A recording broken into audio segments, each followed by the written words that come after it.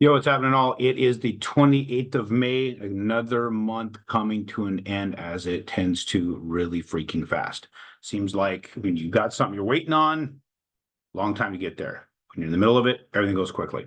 So, a little bit of stuff to talk about. I don't know if you guys follow something referred to as unusual whales. If you're on Instagram, check it out. They have a lot of cool data they pop out. It's really interesting what information they will provide there. And one of the cool things that they, at least where they start, is that the unusual whale thought process was following trades of people in office. I think one of the main ones they talk about on there is Nancy Pelosi, how her wealth continues to grow. And interestingly enough, is things that she happens to be voting on or heads of committees or whatever. So as we know, that's not something they're supposed to be capable of doing, but they're doing it anyway, just so they can tell you, screw off, we're going to do what the hell we want. And you can't do a damn thing about it. That's the first time I think that we as a nation really got told we're going to do whatever the hell we want, and you can suck it, was, with the Kennedy situation. And they just continued to just get bigger and bigger and bigger ever since then.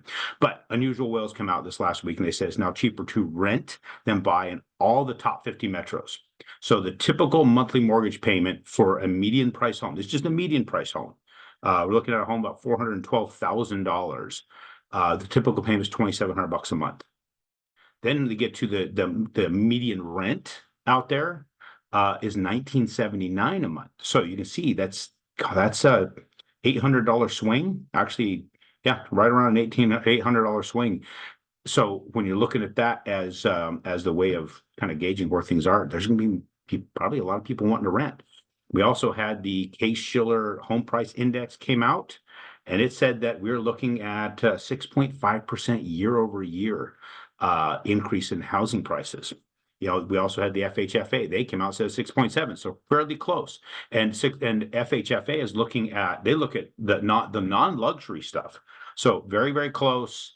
And what's happening, so it means on the luxury side of it, we may not be seeing the price increases there that we're seeing in the median house prices and the lower home prices. They're going to get pushed up a little more because there's a lot more people who can afford those. Other thing that I saw was interesting with respect to our inflation, and this was another thing on Instagram. I like to look and see what they got going out there, because it was also interesting seeing how many fact checkers like to jump in on stuff. But there was one put out that says it costs a family of four $11,000 more per year to buy the exact same groceries that they did 18 months ago. 18 months, we saw a $11,000 a year increase in cost of living. So what's the median income? Look that up. Right? It's like 70 some odd $1,000. If that's the case, what percentage of increase are you looking at? It's a lot more than 10%. It's a lot more than just, well, hell, let's just do the math. I should have done the math beforehand, but I'm just going to see what that is. Let's just say it's a $75,000 median. Let's go $80,000 median income. We'll go $11,000 on that. It's a 13% increase. So when the Fed says that our interest is, somewhere in the fours, high threes, low fours, when you look at all the different indexes across the board that they're measuring, but yet 18 months, we saw that kind of an increase. Is it really what you think it is? And that's just on food prices. That's not energy costs. That's not housing costs. Those things are through the freaking roof, as we just saw. So that right there, clear proof. Our measurements when it comes to inflation are incorrect, completely incorrect. Speaking of inflation, go to CNBC. In fact, I'll share screen this one with you. I watched this.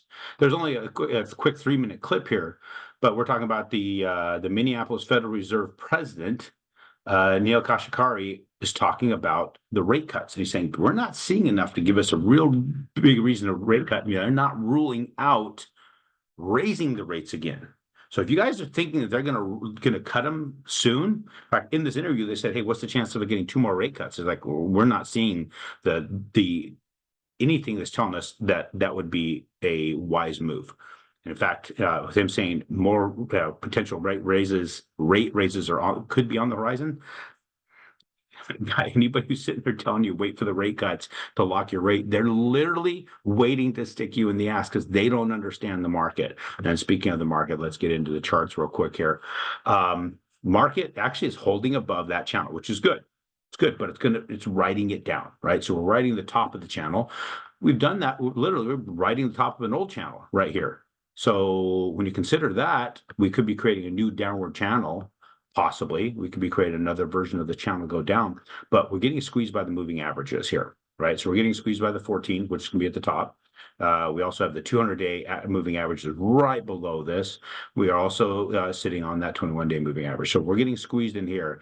But those averages, because of this downward movement, we're going to see those averages start to work their way down. So because of that, I think we're going to continue to see downward pressure. We're going to continue to see the bonds continue to erode, but maybe in an upper part of this channel, but down, in my opinion. Therefore, rates continue to rise, especially when we start seeing what's going on with inflation and everything else. So appreciate you guys. Anything you have questions about, shoot that to me. Hit the like, subscribe, all that crap, just so you can get alerted when I got another one. Me personally, I'm just doing this to make sure that everybody that is in my sphere as far as clients get this best information I can give you and dissect that. So we'll talk to you guys on Friday. Hope you have a good one.